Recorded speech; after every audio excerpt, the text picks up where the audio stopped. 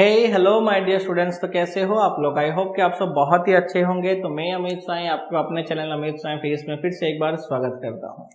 Last topic हमने complete किया था कि बायो-सावर्ट लॉ और कूलम्ब्स लॉ के बीच में क्या डिफरेंसेस और क्या सिमिलरिटीज हैं, यानी कि the similarities and differences between the Biot-Savart law and Coulomb's law. आज का जो हमारा टॉपिक है वो मैंने आपको लास्ट की क्लास में बता दिया था, क्या है? Magnetic field due to current carrying conducting loop, यानी कि ये एप्लीकेशन ऑफ बायो-सावर्ट लॉ है। बहुत ही सिंपल सा टॉपिक है, डेरिवेशन है, मोस्ट आईएमपी है। बने रहिए वीडियो के साथ और सीखिए, जानिए और अपने आप को इम्प्रूव कीजिए। तो चलिए शुरू करते हैं।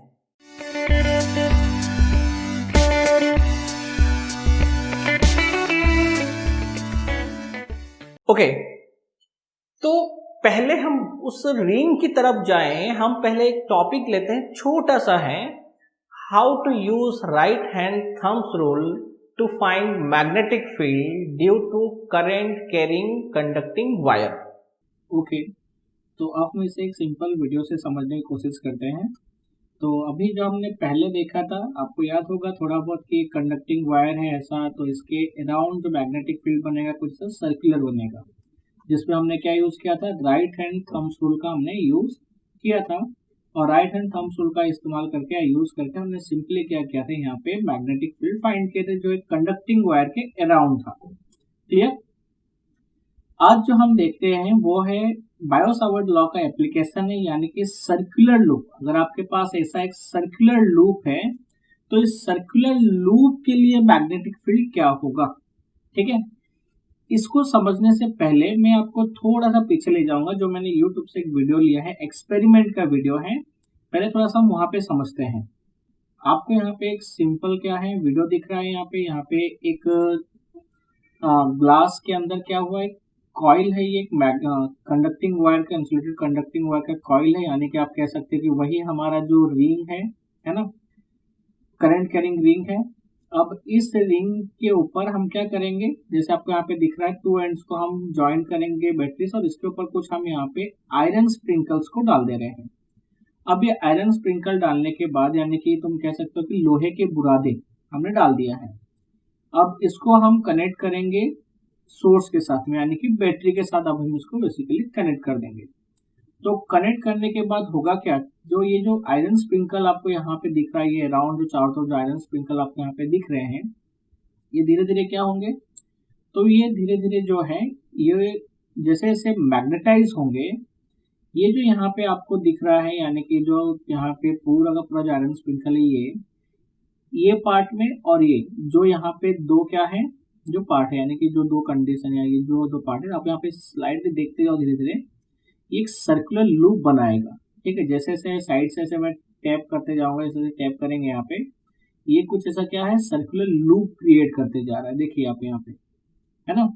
अब यहाँ पे आपको इसको आपको इजीली आपको दिख रहा होगा, यहाँ पे सर्कुलर लूप तैयार हो गया है।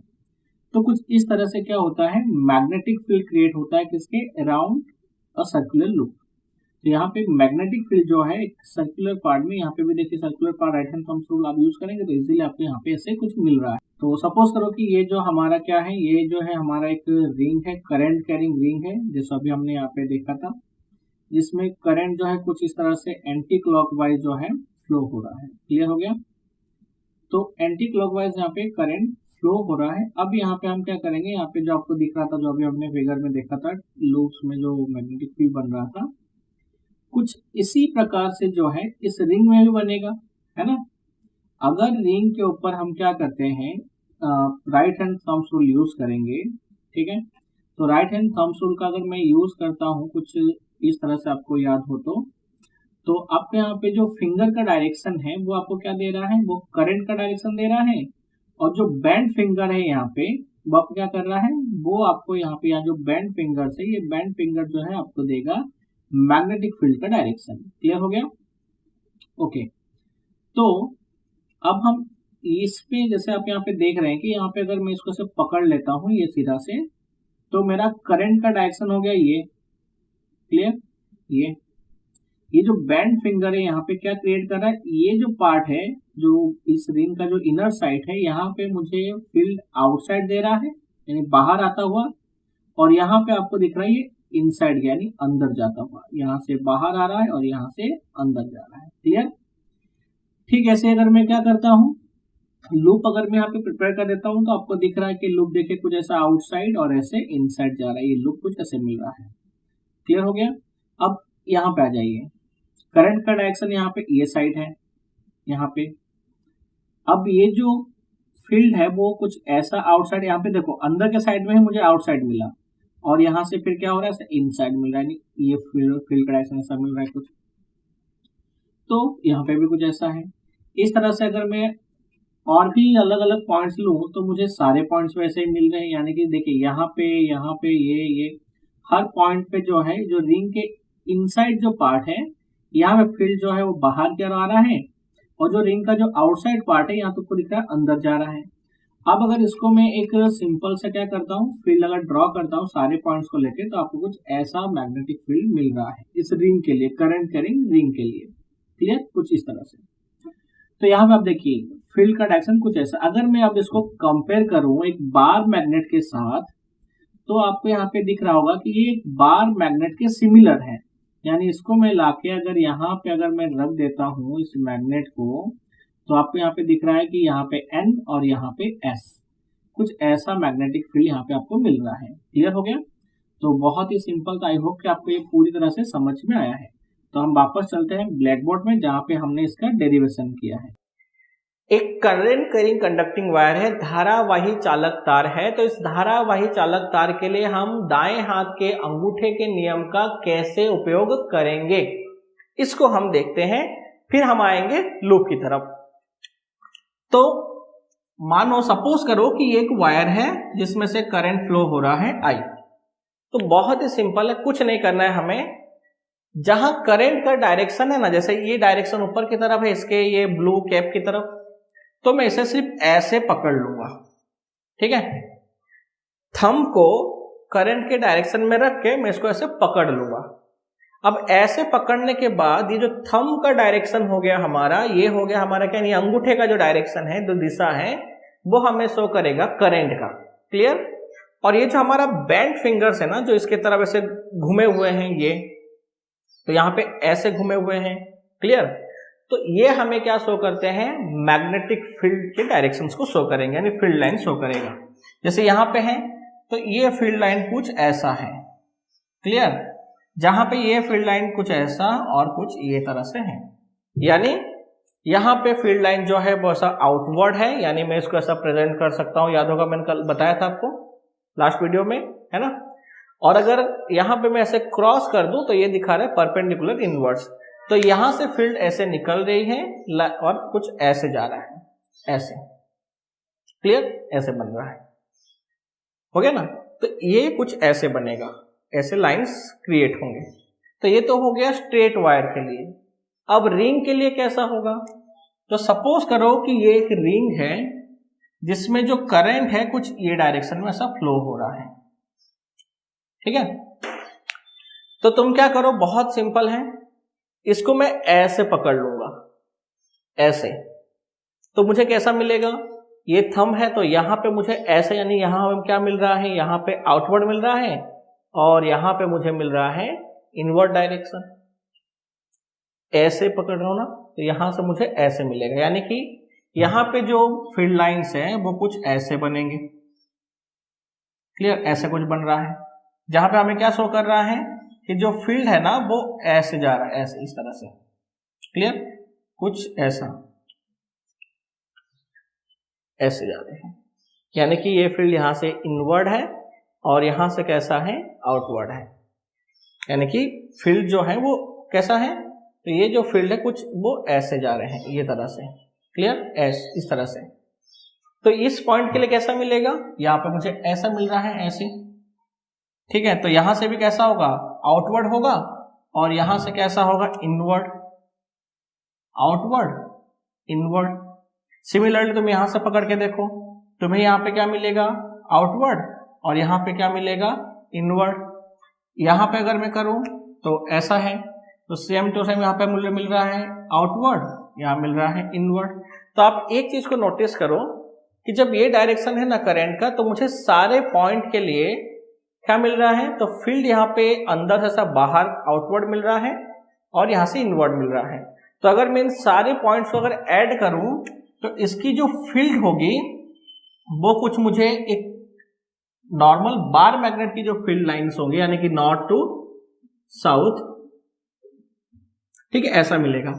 और ये जो सारे लाइंस है ना, ये कैसा है, ये क्लोज लूप फॉर्म कर रहे हैं। याद रखना, कूलॉम्स लॉ के अंदर जो इलेक्ट्रिक फील्ड मिला था वो क्लोज लूप फॉर्म नहीं करता है, लेकिन मैग्नेटिक फील्ड क्या करता है, क्लोज लूप फॉर्म करता है। 5 में हम देखेंगे इसके कैरेक्टरिस्टिक्स को भी। तो ये सारे क्लोज लूप है, ये सारे क्लोज लूप है। जब तुम इन सभी को ज्वाइन करोगे तो इसको लेकर अगर मैं यहाँ पे ऐसे रख देता हूं, यानी कि इस बार मैग्नेट पर लाके अगर मैं ऐसे रखूं तो मुझे एस सिमिलर क्या मिल रहा है, अगर एंटी क्लॉकवाइज अगर करंट है तो मुझे कुछ ये मिल रहा है, ठीक है, कुछ ऐसे। क्लियर हो गया, ठीक है। अगर जो करंट है इसमें अगर एंटी क्लॉकवाइज है तो मुझे यहाँ पे जो करंट मिल रहा है, जो डायरेक्शन मिल रहा है, तो मैं उसको एन का ऐसा शेप दे सकता हूं और ये पोर्शन जो है वो यहाँ पे ऐसे रख दो एज इट इज। तो ऐसे कंडीशन में क्या हो रहा है, तो ये जो पोर्शन है ये मैं ऐसे ही प्रेजेंट कर सकता हूं कि यहाँ के लिए जो है वो आउटवर्ड है ऐसा इनर साइड में, और जो अंदर वाला पॉइंट है मुझे कैसा मिल रहा है, वो साउथ की तरह, यानी कि तो मुझे दो क्या मिल रहे हैं। अगर ऐसा मैं रिंग ले लेता हूं तो अगर मैं इसको लाके ऐसे रखूं तो यहाँ पे मुझे एक पॉइंट मिल रहा है, एक पॉइंट ये मिल रहा है, तो एक नॉर्थ और एक साउथ। क्लियर। अब मैं इसको क्या कर सकता हूं, मैं सिंपली इसको मैं ऐसे कर दूं तो मुझे इसकी जो रिजल्टेंट मैग्नेटिक फील्ड मिलेगी ना, तो कुछ इस पॉइंट में मिलेगी आउटवर्ड डायरेक्शन में, ये कंडीशन में। सिमिलरली मुझे कहां मिलेगा, पीछे की तरफ। तो बहुत ही आसान है। आप क्या कर सकते हो, सर्कुलर लूप के लिए अगर तुम्हें मैग्नेटिक फील्ड किसी एक पॉइंट पे फाइंड करना है विथ डायरेक्शन, तो आप क्या कर सकते हो, ये जो फिंगर्स है ना, ये आपका जो फिंगर्स है, ये सारे जितने जो बेंड हो रहे हैं, इसको आप करंट के डायरेक्शन में ले लो, और जो ये जो थंब का डायरेक्शन है वो तुम्हारा क्या हो जाएगा, मैग्नेटिक फील्ड के रिजल्टेंट डायरेक्शन को शो करेगा। बहुत ही सिंपल है। बाकी आप ऐसे भी यहाँ पे हर पार्ट पे अप्लाई कर सकते हो। तो तुम्हें सिंपली यहाँ पे दिख रहा है जो डायरेक्शन है कुछ ऐसा है, और इस मैग्नेट को लाके अगर मैं यहाँ पे रखता हूं तो मुझे डायरेक्शन कैसा मिलेगा, तो आपको कुछ दिख रहा है कि यहाँ पे जो डायरेक्शन है वो कैसा हो रहा है, यहाँ से मुझे आउटवर्ड और यहाँ इनवर्ड ऐसा मिल रहा है। तो इन सबको जब मैं आपस में कंबाइन करूंगा ना, तो मुझे एक नॉर्थ पोल का डायरेक्शन इधर मिलेगा और एक साउथ पोल का डायरेक्शन पीछे की तरफ मिलेगा। इस तरह से जहां जो इलेक्ट्रिक फील्ड होगा वो रिजल्टेंट कैसा होगा, नॉर्थ पोल से आउटवर्ड और साउथ पोल से इनवर्ड डायरेक्शन मिलेगा। क्लियर हो गया, ठीक है। या फिर आप सिंपली अप्लाई कर सकते हो सर्कुलर लूप के लिए, आप ऐसे कर लो तो ये जो फिंगर्स हो गए आपका शो करेंगे क्या, करंट को, और ये जो शो करेगा वो क्या हो जाएगा, रिजल्टेंट इलेक्ट्रिक फील्ड को शो करेगा। क्लियर हो गया। बाकी आप हर एक पॉइंट के लिए आपको सिमिलर और सेम टू सेम आपको फॉर्मूला अप्लाई करना पड़ेगा। जैसे यहाँ पे है तो इस पॉइंट के लिए मुझे यहाँ मिल रहा है, इस पॉइंट के लिए, क्योंकि हर पॉइंट के लिए ऐसा मिलेगा, और सारे पॉइंट पर आपको एक ही चीज दिख रहा है, यहाँ से जो है वो कैसा है, वो आउटवर्ड है, और बाहर के लिए जो इनवर्ड है। सारे अंदर वाले पॉइंट के लिए आउटवर्ड है और बाहर के लिए इनवर्ड है। करंट का डायरेक्शन उल्टा कर दो, है ना, करंट का डायरेक्शन चेंज करो, और चेंज करके अब मुझे बताओ कि तब आपको मैग्नेटिक फील्ड कैसा मिल रहा है। ये जो इनर साइड है इस लूप का, वहां मैग्नेटिक फील्ड कैसा मिल रहा है, आउटवर्ड या इनवर्ड, और आउटर साइड जो है वो मैग्नेटिक फील्ड कैसा है, आउटवर्ड या इनवर्ड। और अब मुझे बताओ कि जब ये जो करंट का डायरेक्शन है वो क्लॉकवाइज हो जाता है, तो आपको ये देखो यहाँ पे मैंने एंटी क्लॉकवाइज में मुझे नॉर्थ पोल कहाँ मिला, तो मुझे नॉर्थ पोल ये साइड में मिल रहा है, यानी फ्रंट पे मिल रहा है। क्लियर हो गया, ऐसा यहाँ पे। तो अब मुझे बताओ जब ये करंट क्लॉकवाइज हो जाएगा तो ऐसे कंडीशन में आपको ये एन की जगह कौन सा शेप मिल रहा है उसको मुझे आप कमेंट में बताइए, ठीक है। तो हम देखते हैं अब इसका डेरिवेशन जो काफी थोड़ा सा लंबा होगा। अब हम वहां पे आते हैं। ओके, तो आई होप कि आपको ये राइट हैंड थंब्स रूल कैसे अप्लाई करना है आपको आ गया होगा। अब हम आते हैं अपने मेन पॉइंट के ऊपर।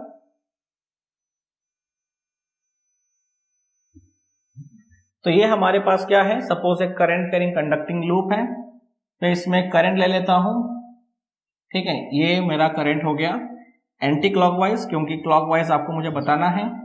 सपोज इसमें करंट फ्लो हो रहा है आई, तो पहले मेरे पास एक लूप है, तो मैं साथ साथ में पॉइंट्स भी लिखते जा रहा हूं तो आपको समझ में आ जाएगा और आप पॉइंट्स भी लिख सकते हो। क्लियर? तो फर्स्ट पॉइंट क्या है, हमेशा की तरह as shown in the figure क्या है, a current carrying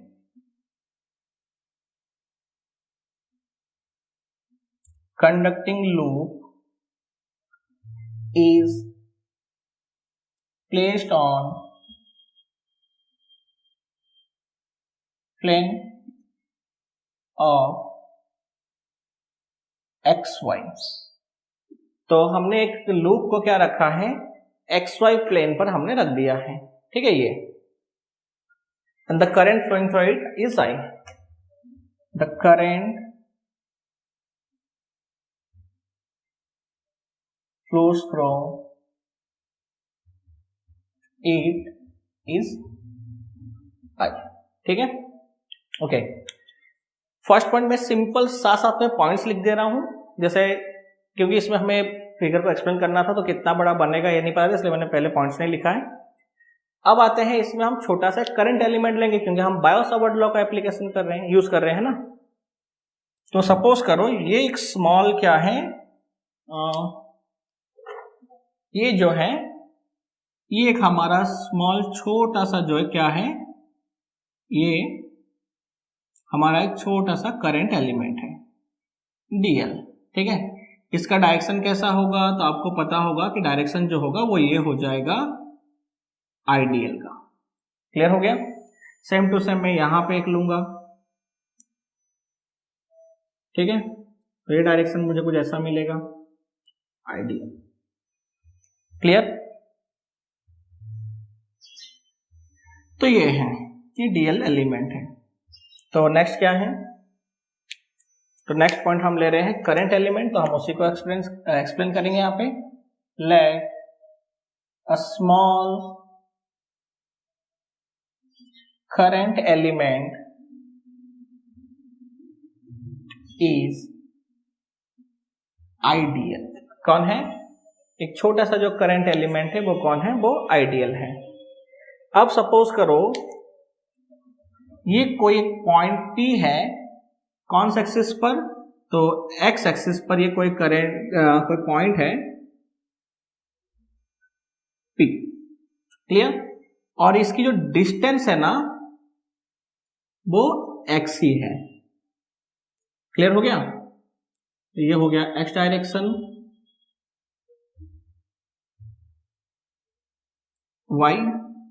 y dash, और मुझे कुछ इधर मिल जाएगा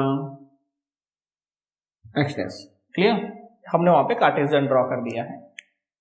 अब नेक्स्ट क्या है, तो let a small current element ideal.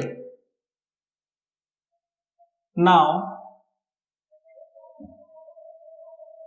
A point P, sorry and कर देते हैं, and a point P is taken at x distance from the center of loop O।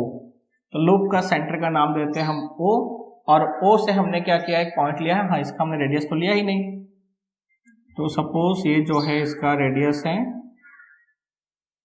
R। तो as shown in the figure, a current carrying conducting loop, यहाँ पे ले लेते हैं of radius R placed on plane of xy। ठीक है, अब आते हैं यहाँ पे हम नेक्स्ट। अब ये जो नेक्स्ट है,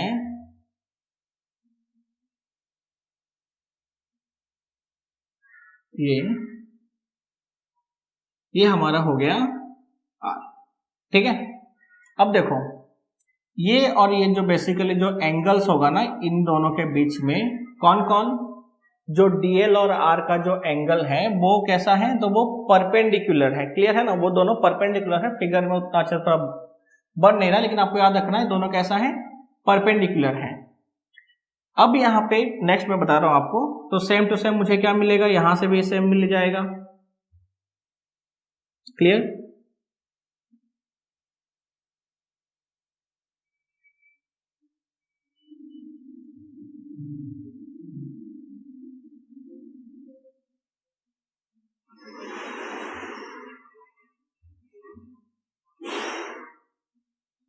ये अब जो मैग्नेटिक फील्ड होगा कहां पर, पॉइंट पी पर, तो हमें वो मिलेगा आईडीएल, क्योंकि क्रॉस प्रोडक्ट है, उसका परपेंडिकुलर कंपोनेंट मिलेगा। ठीक है, यानी मुझे जो मैग्नेटिक फील्ड का जो कंपोनेंट मिलेगा वो कुछ, इसका जो मैग्नेटिक फील्ड होगा ये वाले पॉइंट का इस डीएल के लिए, वो सपोज कितना है, ये है डीबी जो परपेंडिकुलर कंपोनेंट है, और इसके लिए जो है, एक मैं फिगर ड्रॉ कर लेता हूं पहले थोड़ा सा फिगर को एक्सप्लेन करने के लिए।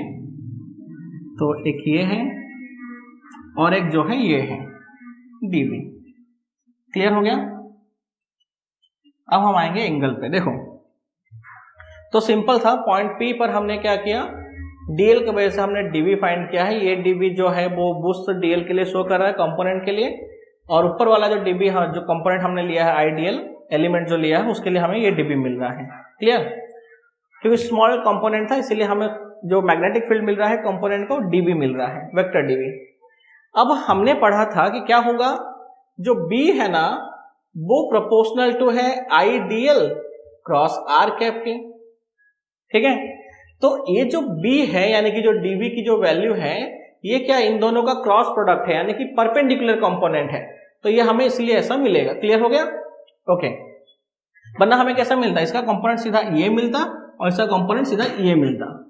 ठीक है, अब नेक्स्ट जो है सबसे ज्यादा इंपॉर्टेंट है वो ये कि हम ये वेक्टर आर का जो एंगल ले रहे हैं वो हम कैसे ले रहे हैं, क्योंकि हमारा रिंग ऐसे है, कंपोनेंट मैंने यहां पे लिया है, कुछ इस तरह से लिया है और ये ऐसा है। ठीक है ना, तो इन दोनों के जो बीच यानी कि ऐसा है, ये जो है ये आइडियल है, ये मेरा आर है, इन दोनों के बीच का जो एंगल है ना वो कितना है, तो वो सिंपल सा है, वो 90 डिग्री है। अब ये जो रिंग है, इस रिंग का जो हमने ये आर ये जो लिया है यानी कि स्मॉल आर जो लिया मैंने वेक्टर आर, ये हो गया कैपिटल आर, यानी कि ये जो है ये एक्स ये है और ये जो है, अब इन दोनों के बीच का जो एंगल है अगर मैं यहां लेता हूं तो यहां पे मुझे कुछ और आंसर मिलेगा, यहां लूंगा तो कुछ और आंसर मिलेगा। क्या मिलेगा हम उसको पहले समझते हैं, फिर उसके बाद हम आगे आएंगे। ये तो 90 डिग्री है, इसमें कोई डाउट नहीं है। अगर मैं यहां पे ले लेता हूं कितना, अगर मैं यहां ले लेता हूं सपोज करो 5, क्योंकि थीटा जो है वो ऑलरेडी यहाँ पे हम ले लेंगे तो उसको लिए हम, क्योंकि ये जो एंगल ऑफ थीटा ले लेंगे, तो ये सपोज कितना है 5, तो ये एंगल कितना होगा, तो ये हो जाएगा 90 माइनस 5। क्लियर? कोई डाउट? नो। अब ये जो एंगल है पूरा, ये पूरा कितना है, तो ये पूरा जो एंगल है ये हमारा साफ दिख रहा है तुमको 90 डिग्री है, क्योंकि ये मैंने दो एक्सिस लिया है ना, वाई और एक्स डैश है। तो मुझे ये जो वैल्यू मिलेगा एंगल का वो कितना हो जाएगा, ये होगा 90 माइनस 5। ठीक है, तो फाइनल आंसर मुझे मिलेगा 90 माइनस 90 प्लस 5। तो ये एंगल मुझे कितना मिल रहा है, 5। ठीक है, कितना मिल रहा है, 5। तो ये एंगल 5 है, तो ये कितना होगा, ऑब्वियसली ये दोनों परपेंडिकुलर कंपोनेंट है क्योंकि क्रॉस प्रोडक्ट है, तो मुझे ये मिलता है क्या, 90 माइनस 5 मिलता है। तो फिर ये एंगल कितना मिलेगा, तो बहुत सिंपल है, ये मुझे मिलेगा 5, क्योंकि वही होगा 90 माइनस 5। तो मुझे डीबी के 2 कंपोनेंट्स मिलेंगे, यहां मिलेगा डीबी कॉस थीटा यानी कॉस 5, और एक यहां मिलेगा मुझे डीबी साइन 5।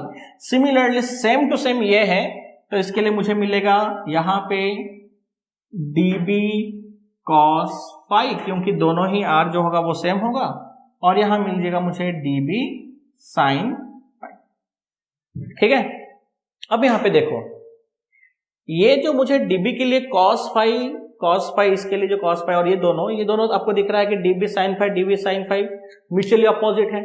मैंने तो 2 कंपोनेंट्स लिया है, ये रिंग है, यहाँ पे बहुत सारे कंपोनेंट मिलेगा, उन सबका क्या होगा, ऐसे ही आगे आ रहा है आंसर, क्योंकि याद रखना मैंने कहा था कि इसके लिए आप यूज कर सकते हो ये वाला, यहां मिल रहा है एक्चुअली में पूरा पार्ट जो है ऐसा सामने मिल रहा है।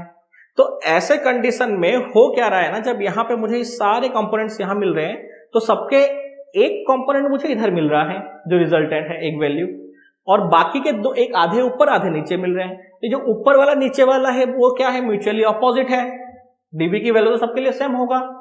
तो ये दोनों क्या कर रहे हैं, म्यूचुअली अपोजिट है, इसलिए एक दूसरे को कैंसिल कर दे रहे हैं। क्लियर हो गया। और जो रिजल्टेंट वैल्यू है ना वो मुझे मिल रहा है cos फाई के वजह से।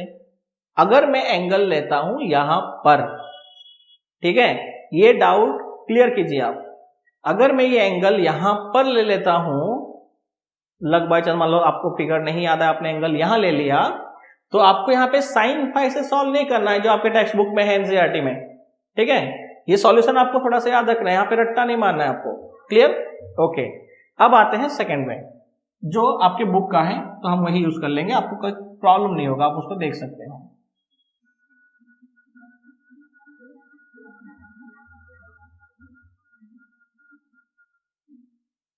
ये सब मिटाना विटाना थोड़ा सा बड़ा ही दिक्कत करता है, देखो टाइम बहुत ले लेता है ना। देखो नेक्स्ट कौन सा है, अगर सपोज ये 90 है, अगर मैं इसको ले लेता हूं यहां पे 5, तो ये मेरा एंगल हो जाएगा 90 माइनस 5। कोई बात नहीं, ये मुझे कितना मिलेगा, तो ये पूरा आपको याद होगा, ये पूरा क्या था हमारा 90, तो ये मुझे मिलेगा 90 माइनस 5, ठीक है। अगर ये 90 माइनस 5 है तो इस बार मुझे एंगल मिल रहा है यहां पे, और ये एंगल मुझे कितना मिलेगा, तो ये एंगल जो मुझे मिलेगा,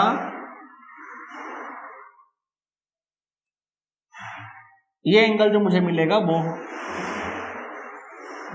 सटर, तो ये एंगल जो मुझे मिलेगा वो हो जाएगा 5, क्यों 90 माइनस 5, तो क्या हो जाएगा +5, और ये होगा हमारा 90 माइनस 5। और एक चीज बहुत सिंपल है, आपको याद रखना है, हमेशा कॉस साइन कैसे डिफाइन करना है, तो जिसके साथ एंगल वो कॉस थीटा, एकदम सिंपल। वरना आप हमेशा कंपोनेंट लेके भी सॉल्व कर सकते हो, जैसे एक्स एक्सिस से हम काउंट करते हैं ना पॉजिटिव एक्स से, तो यहां से लोगे तो cos 90 माइनस 5, यहाँ पे sin 90 minus 5 is equal to cos theta, cos 90 minus 5 is equal to sin theta. इतना लंबा करने से अच्छा है जिसके साथ एंगल वो cos थीटा। तो ये मुझे मिल गया यहाँ पे db cos फाई, और यहां मुझे मिलेगा db sin फाई। सिमिलरली इसके कंपोनेंट यहां पे होंगे db cos फाई, और यहां पे मुझे कंपोनेंट मिल रहा है db sin फाई, ठीक है।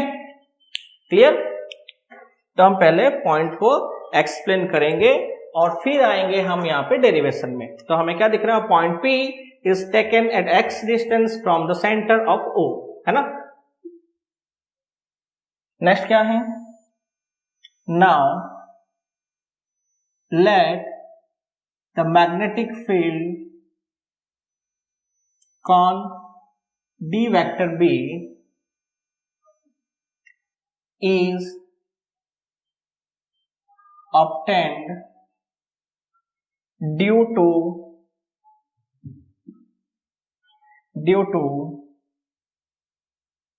current element IDL।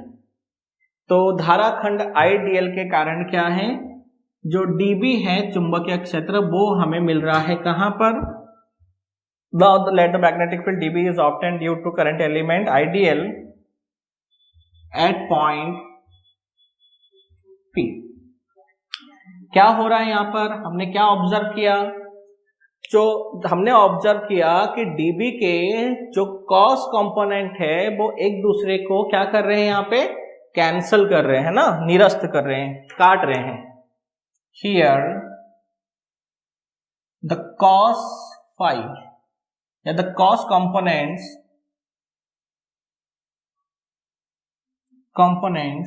of dB or cancel each other, and the resultant magnetic field is obtained only due to sign components of dB। Clear हो गया? तो क्या हो रहा है, तो यहां पे जो है जो कॉस कंपोनेंट है वो क्या कर रहे हैं, एक दूसरे को कैंसल कर रहे हैं, जबकि हमें रिजल्टेंट मैग्नेटिक फील्ड जो मिल रहा है वो सी पॉजिटिव किसके वजह से मिल रहा है, तो वो मिल रहा है हमें सी पॉजिटिव साइन कंपोनेंट से, है ना। So now according to Biot Savart law क्या होगा, d vector b is equal to mu 0 upon 4 pi I D l cross r cap upon r square, यही था। तो यहां पे मुझे मिल जाएगा dB mod of dB is equal to mu 0 upon 4 pi, इसको मैं क्या लिख सकता हूं, तो इसको मैं लिख सकता हूं I D L r sine theta upon are cube. कैसे, तो आपको याद होगा r cap is equal to vector r upon mod of r, है ना, और हमने साइन थीटा लगा दिया तो क्रॉस प्रोडक्ट था तो वेक्टर हट गए क्योंकि हमने मैग्नीट्यूड फाइंड कर लिया। क्लियर? ओके। अब यहां पे क्या है, तो हमें फाइनली मिला dB is equal to mu 0 upon 4 pi I D l sine theta upon r square, equation number 1। ठीक है, अब आते हैं यहाँ पे मैंने क्या कहा, एक्चुअली में ये जो है वो कुछ ऐसा रिंग है, यानी कि ऐसा है और ये पॉइंट है, तो ये रिंग जो है वो कुछ ये है और यहाँ पे ऐसे जा रहे हैं। क्लियर है? तो ये जो वैल्यू है ना किसका, ये जो दो वैल्यू है आर यानी कि ये और डीएल, ये क्या है, परपेंडिकुलर है, दोनों कैसे हैं, परपेंडिकुलर है। So here vector r and IDL perpendicular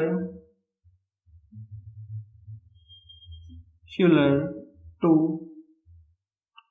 each other, so therefore IDL perpendicular to R, so theta is equal to 90, so sin theta is equal to 1. Clear? So dB is equal to mu 0 upon 4 pi into IDL upon R square. Clear? Equation number 2. Now the resultant magnetic field at point P, अब कहां पर, point P पर जो है वो resultant magnetic field कौन से component के वजह से मिल रहा था भाई, तो वो हमें मिल रहा था साइन कंपोनेंट, ये रहा, तो हमें मिल जाएगा dBx, क्योंकि ये एक्स एक्सिस है ना, इज इक्वल टू हमें रिजल्टेंट वैल्यू मिला था dB sine phi. Clear? dB sine phi. So dBx is equal to dB की value mu 0 upon 4 pi into IDL upon r square, और फाई की वैल्यू हम रखेंगे फिगर से, तो फिगर से क्या होगा, sine phi is equal to, यानी कि sine theta is equal to क्या होता है, what is sine theta is equal to opposite upon hypotenuse, लंब बटे कर्ण, है ना, तो फाई का ये हो गया ऑपोजिट और ये हो गया कर्ण, सो आर अपॉन आर, यही है ना, मेरे ख्याल से तो यही लग रहा है, so R upon small R. Clear हो गया? कितना हो गया, तो सिंपल सा था, phi is equal to R upon small R. कैसे आया, so from the figure sine phi is equal to opposite upon hypotenuse. Clear? So answer क्या मिल गया हमें? dbx is equal to mu 0 upon 4 pi I D L R upon are cube, equation number 2. So now from the figure for triangle मैं ले लेता हूं triangle OP, इसको ले लेता हूं मैं Q. तो from the figure triangle OPQ है ना. सो हम यूज करेंगे पाइथागोरस थ्योरम. थ्योरी थोड़ा लिख लेना है यहाँ पे. तो हमें क्या मिल जाएगा? तो हमें मिल जाएगा hypotenuse square is equal to base square plus opposite square ही होता है ना, यानी कि कर्ण का स्क्वायर बराबर आधार का स्क्वायर प्लस लंब का स्क्वायर. बहुत सिंपल सा है. तो यहाँ पे क्या हो जाएगा?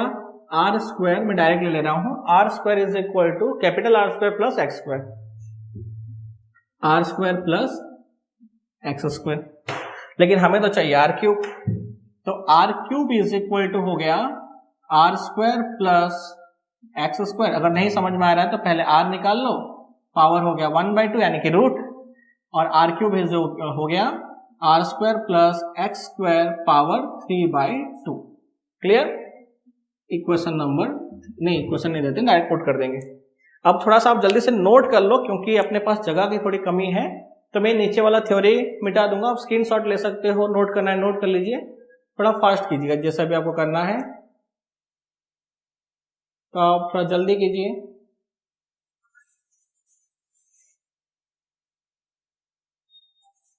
टेन के काउंट में 1 2 3 4 5 6 7 8 9 10. ठीक है, स्क्रीनशॉट ले लीजिए आप.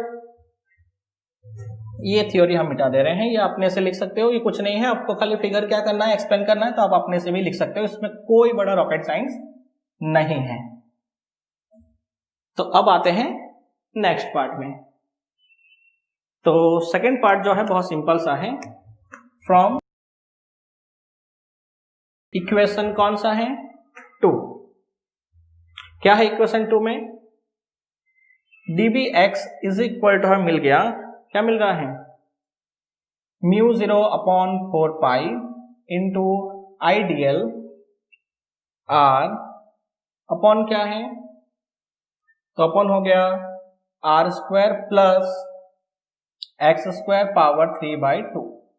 अब देखो, हमने जो फाइंड किया ना वो छोटे से कंपोनेंट के लिए फाइंड किया था, है ना. मैंने तुम्हें क्या कहा? ऐसे छोटे छोटे कंपोनेंट कितने होंगे? पूरा रिंग है, तो रिंग के अगर मैं छोटे छोटे बहुत सारे कंपोनेंट लूंगा तो n कंपोनेंट्स हो जाएंगे, है ना. यानी कि पूरा यहां से लेके पूरा यहां तक, यानी कि 0 से स्टार्ट करके पूरा 2πr. तो हमें जो रिजल्टेंट या फाइनल मैग्नीट्यूड मिलेगा तो क्या होगा? so therefore now the net magnetic field at point P due to ring क्या होगा? B is equal to integration of 0 to 2 pi r radius r dbx. So answer 0 to 2 pi r capital R sorry mu 0 upon 4 pi into IDL r upon r square plus x square power 3/2. हो गया? Okay. तो थोड़ा सा और ये theory भी हटा देना पड़ेगा अपने को. ये तो आपने स्क्रीनशॉट ले लिया होगा या नोट कर लिया होगा अपने, है ना. 10 के काउंट में पिछली बार थोड़ा सा ही है, बस खत्म. अब देखिए यहाँ पे म्यू 0 क्या है? म्यू 0 अपन 4 पाई कांस्टेंट है. आई क्या है? लूप में फ्लो होने वाला करंट है, कांस्टेंट है, ले लो. आर क्या है? रेडियस है. नीचे वाला टर्म जो है वो फिक्स है. तो बचा कौन? डीएल, क्योंकि हमने डीएल का ही छोटा सा कंपोनेंट लिया और हम उसी को इंटीग्रेशन कर रहे हैं. तो मुझे क्या मिलेगा? B is equal to mu 0 upon 4 pi I r upon कितना है? X square plus r square power 3/2. ये पूरा मैंने बाहर ले लिया. तो इंटीग्रेशन किसका हो रहा है? 0 to 2 पाई आर डीएल का. और डीएल का इंटीग्रेशन कितना आएगा? एल. एल का अगर मैं mu 0 upon 4 pi I r upon x square plus r square power 3/2 और ये मुझे कितना मिलेगा L और लिमिट कितना है 0 to 2 पाई आर। यानी आपको क्या होगा upper limit minus lower limit करेंगे, लोअर लिमिट तो 0 है तो आपको फाइनल आंसर मिलेगा mu 0 I r upon 4 pi upon कितना हो गया x square plus r square power 3/2 into 2 pi r. कैसे 2 पाई आर? तो सिंपल सा था upper limit minus lower limit, 2 pi से ये कैंसल तो हमें फाइनल आंसर क्या मिला b is equal to mu 0 upon mu 0 I r square upon 2 into x square plus r square power 3/2। Clear हो गया? तो ये हो गया magnetic field at point P due to current carrying conducting loop. अब यहाँ पे कुछ स्पेशल केसेस भी मिलेंगे जिसको हम नेक्स्ट वीडियो में डिस्कस करेंगे क्योंकि वीडियो काफी लंबा हो चुका है। ठीक है, तो आई होप कि आपको ये पूरा का पूरा जो है, क्योंकि नेक्स्ट वीडियो में हम इसका स्पेशल केस देखेंगे और साथ में हम 1-2 न्यूमेरिकल कर लेंगे तो ठीक है वीडियो कंप्लीट हो जाएगा। तो आई होप कि ये पूरा समझ में आया होगा। तो 5 के काउंट में आप कर लो, फिर मैं अपील करता हूँ मेरे क्या करना है 1 2 3 4 5 स्क्रीनशॉट ले लीजिए या फिर तो नोट कर लीजिए इस वीडियो को पॉज करके। तो आई होप कि आपको ये पूरा का पूरा डेरिवेशन है बहुत ही सिंपल था, समझ में आया होगा।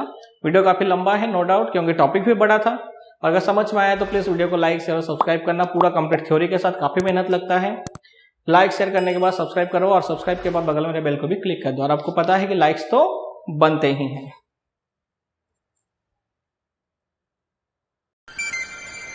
हेलो माय डियर स्टूडेंट्स, तो कैसे हो आप लोग? आई होप कि आप सब बहुत ही अच्छे होंगे। मैं अमित साई, मेरे चैनल अमित साई फिजिक्स में फिर एक बार आप सभी का बहुत बहुत